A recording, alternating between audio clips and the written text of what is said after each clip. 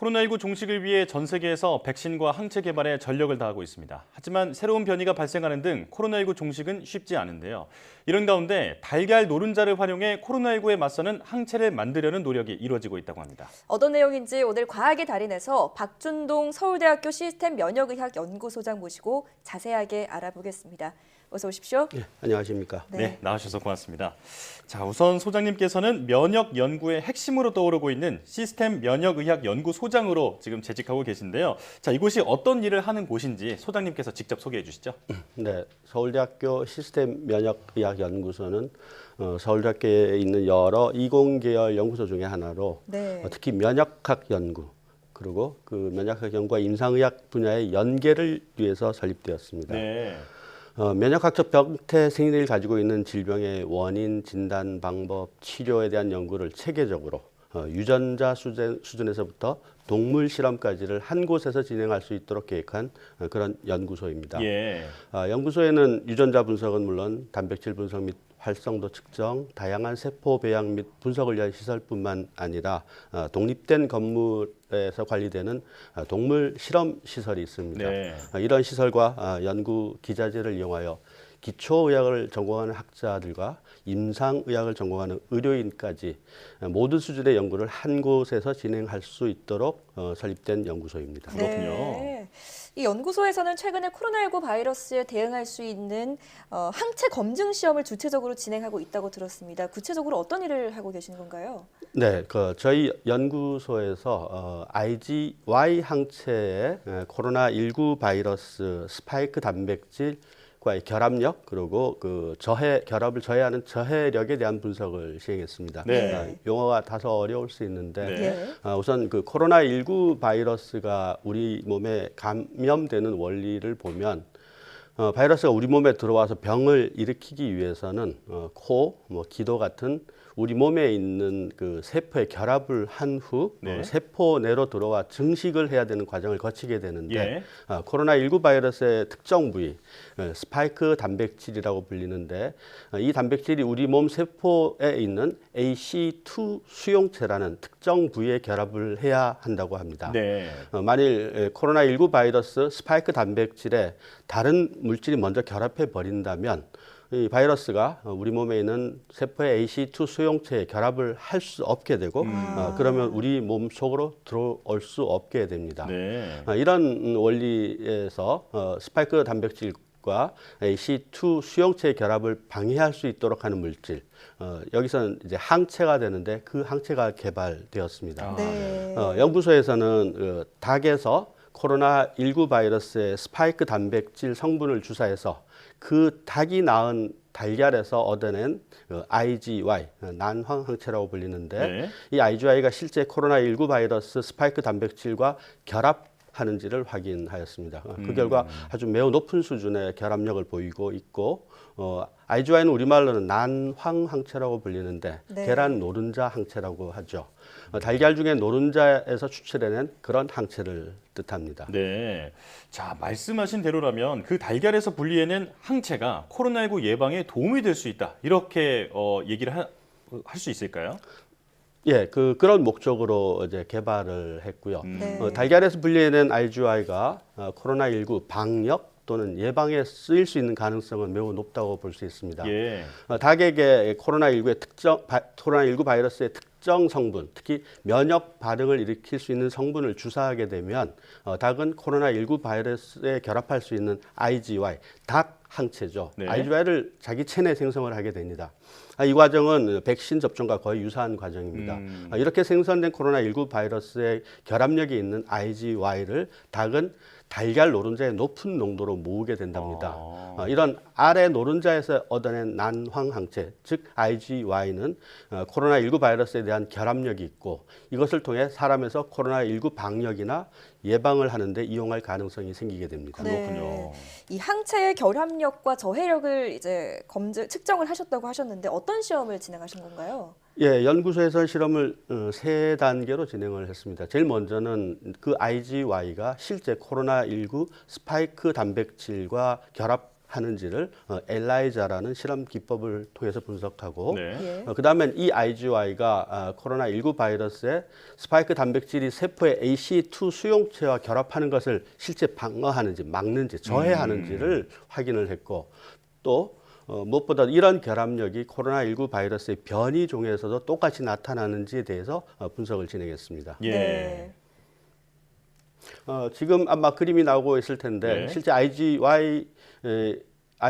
코로나19 바이러스의 스파이크 단백질이 세포의 ACE2 수용체에 결합하는 걸 저해하는지에 대한 분석을 했습니다. 네. 농도가 증가함에 따라 거의 붙지 못하게 하는 90% 네. 이상 결합을 저해하는 것을 확인할 수 있었는데 특히 이런 저해 능력을 실험용 쥐에서 만들어낸 실험용 쥐의 혈액에서 만들어낸 단클론 항체와 비교했는데 그 비교에서도 그 저해 능력이 비슷한 정도인 것으로 나타났습니다. 네. 실험용 쥐에서 만들어진 단클론 항체를 비교한 이유는 쥐에게 코로나19 스파이크 단백질 항원을 주사하여 생성된 코로나19 바이러스 중화 능력이 확인된 즉 중화 항체이기 때문에 예. 비교를 했는데 쥐의 단클론 항체 중화 항체를 비교 대상으로 한 것은 이 중화 항체는 저해 능력은 이미 입증이 되었지만 실험용 쥐에서 생산해내는 데는 아주 많은 비용이 들고 그럼에 따라서 대량 생산이 어려워서 실험실에서의 분석이나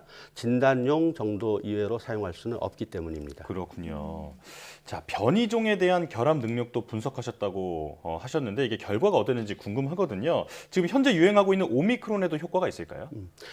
이 IgY는 조금 전에 말씀드렸듯이 단클론 항체가 아니고 다클론 항체라서 네. 이 다클론 항체는 단클론 항체에 비해서 변이에 대해서 조금 더 넓은 범위의 결합력을 보일 수 있습니다. 예. 원래 발생했던 우한에서 발생한 코로나19뿐만 아니라 알파부터 카파까지의 여러 코로나19 변이종에 대한 결합 능력을 분석했을 때 이 IgY는 충분한 결합력을 보여주었고요. 현재 문제가 되고 있는 새로 유행하고 있는 오미크론 변이에 대해서는 지금 현재 분석 중에 있고 아마 효과가 있을 가능성이 매우 높다고 판단하고 있습니다. 예. 이 IgY 항체가 실제로 어떻게 쓰일 수 있을지가 좀 관심이 모아질 것 같은데요. 외부 공기가 처음으로 유입되는 즉 이 호흡기의 끝, 코에서 바로 작용하는 방식이 개발됐다고 들었는데 어떤 건가요?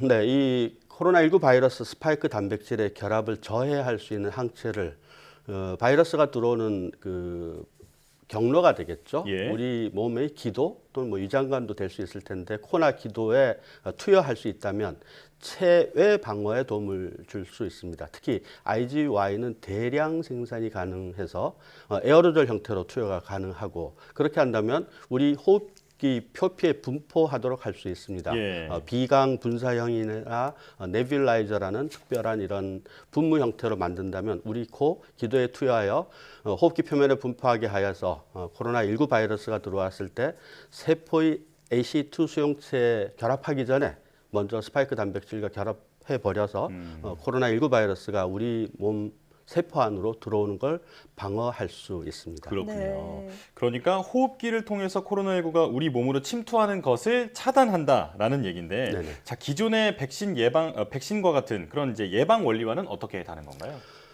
예, 바이러스 감염증 예방을 위한 대책은 뭐 서너 단계가 있을 수 있다고 생각합니다. 네. 지금도 하고 있지만 환자와 확진자의 접촉을 하지 못하게 하는 방역 단계가 있고 두 번째는 백신을 접종해서 항체를 가지게 하는 세 번째는 감염자에게 여러 기전의 치료약을 투여해서 중증 질환으로 진행이나 사망을 막는 것이 있을 텐데요. 네. 여기에 이 코로나19 바이러스에 대한 중화력이 있는 IgY를 우리 호흡기, 코, 기도 내에 투여한다면 혹시 이 들이쉰 공기 속에 있을 수 있는 코로나19 바이러스와 결합해서 세포 내로 들어오는 것을 저해할 수 있기 때문에 이미 백신을 맞아서 백신으로 형성된 체내 항체와 더불어서 감염의 차단을 체외에서부터 시작할 수 있는 역할을 할 수 있다고 생각됩니다. 그렇군요.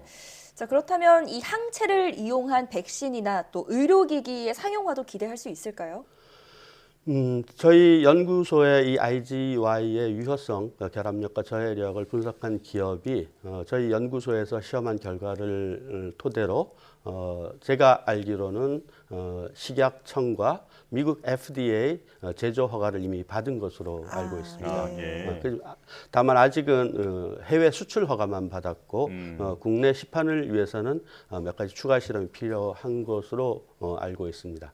IGI에 대한 기대 효과는 결국 얼마나 대량 생산이 가능한가에서 결정된다고 생각됩니다. 대량 생산을 통해 개인 방역은 물론 공간 또는 집단 방역에도 도입한다면 매우 큰 효과가 있을 것으로 판단됩니다. 예. 자, 오늘 난황 항체 그러니까 IgY에 대해서도 들어봤는데 이렇게 전 세계에서 코로나에 맞서기 위해서 백신과 항체를 개발하고 있잖아요. 자, 그런데도 코로나19 종식이 이토록 어려운 이유는 뭘까요? 그거는 여러 가지로 생각을 해볼 수 있을 것 같은데 네. 코로나19 바이러스가 인류를 지금 위협하고 있는 게 채 2년, 이제 막 2년 되고 있는데 그 짧은 시기에 백신을 개발하고 실제 항체가 형성되는 것까지 확인을 했습니다. 근데 지금 문제가 되는 건 이제 흔히 돌파 감염이라고 알려져 있는 백신 접종해서 항체가 있는 분들한테서 감염이 이루어지고 있는 감염이 생기는 게 문제인데 네. 그 원인은 뭐 여러 가지로 말씀을 드릴 수 있을 것 같습니다. 네. 백신에 의해서 항체가 제대로 형성되지 않거나 생성된 항체가 시간이 지남에 따라 일정 수준 이하로 효과가 떨어지거나 마지막으로 문제가 되는 이제 변이종이 문제가 될 수 있을 거라고 생각됩니다. 그래서 사실 백신이 가장 중요한 예방과 관련된 중요한 대책이라고 생각되지만 이런 백신에서 생길 수 있는 빈틈을 체외 방어 기전을 통해서 이용을 한다면 조금은 방역 대책에 도움이 될 수 있을 거라고 생각됩니다. 예. 네, 알겠습니다. 이 관련 연구와 개발이 지속적으로 이루어진다고 해도 말씀하신 것처럼 변수가 많기 때문에 안심하거나 또 경각심을 풀어서는 안 되겠습니다. 지금까지 박준동 서울대학교 시스템 면역의학 연구소장과 함께했습니다. 고맙습니다. 감사합니다.